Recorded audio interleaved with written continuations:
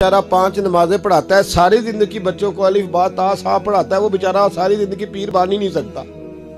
पीर उसने ही बनना है जिसने 1.5-2 महीने गुस्ल नहीं करना, उसी ने बनना है जिसने कुछ 4-5 किलो लोहा उठा लेना है। कोई म्यार बनाओ।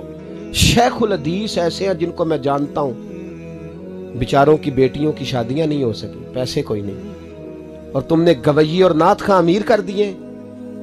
जो जाके गवैयों के पास सोर सीधी करके आए तपला सरंगी पे, वो तुमने अमीर कर दिए, करोड़पति कर दिए। वो जाली पीर जो दुआ तक नहीं जिसे मांगनी आती, वो खरबपति है। और मस्जिद का इमाम बेचारा रो रहा है कि चलो कहीं से पैसे आ जाए तो मैं भी बच्ची की कहीं निस्बत कर दूं।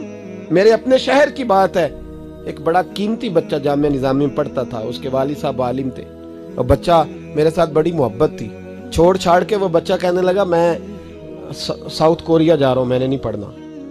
2-3 साल से छोड़ गया। उसके अब्बा ने मुझे फोन किया कि आपसे बड़ी अकीदत रखता है, आप इसको समझाएं। मैंने फोन किया, मैंने कहा बेटा तू पढ़। कहने लगा हजरत साहब अब्बा जी 35 साल मस्जिद में रहे हैं, मेरी बहनें इस तरह की हैं कि शायद कभी गैर महरम को मेरी बहनों ने भी ना देखा हो। तीनों की तीनों कुरान की हाफिज़ा हैं, फाजिल अरबी अदीब अरबी किया, सारा दिन कुरान पढ़ती हैं। थक गया मेरा बूढ़ा सफेद दाढ़ी वाला आलिम बाप रिश्ता ढूंढते पर रिश्ता नहीं मिला, क्योंकि हम मस्जिद की छत पे रहते हैं। एक बीबी रिश्ता देखने आई थी, और जब वो छत पे चढ़ने लगी, रिश्ता दिखाने वाली उसको लेके आई, छत पे चढ़ने लगी तो चढ़ते चढ़ते कहने लगी ओहो ये मस्जिद में रहते हैं, मेरा बेटा ससुराल आएगा तो दोस्तों कहां बिठाएगा, मैंने नहीं करना रिश्ता। कहते हैं मिन्नत की मेरे बाप ने कि छत पे जाके देख तो ले। कहने लगी ना भाई रिश्ता नहीं करना। इतना जुल्म इस कौम ने किया, इतनी ज्यादती। कहने लगा साहब मैंने नहीं पढ़ना, मैंने माल कमाना है, इसलिए कि मेरी बहनें रोती हैं। खुदा का खौफ करो, एक नात से भी गुजारा हो जाता है, मेहरबानी करो। और नात के लिए सोर की जरूरत नहीं होती, इश्क की जरूरत होती है। बस कर दो, बड़ा हो गया।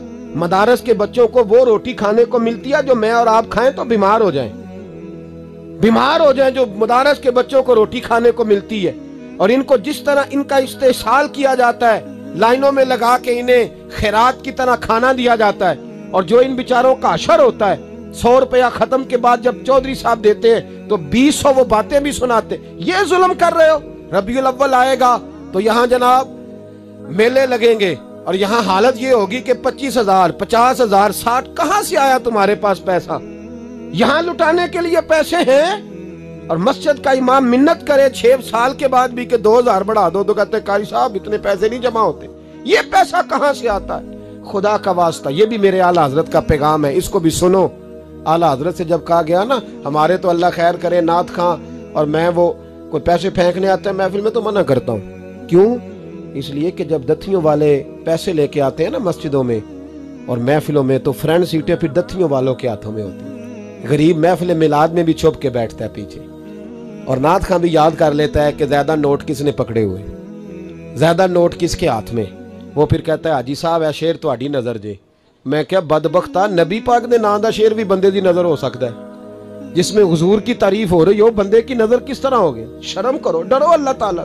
सिर्फ दौलत की खातर ये भी फिक्र रजा है, करूं मद है अहले दुवल रजा, मैं करूं मद है अहले दुवल रजा, पड़े इस बला में मेरी भला, मैं गदा हूं अपने करीम।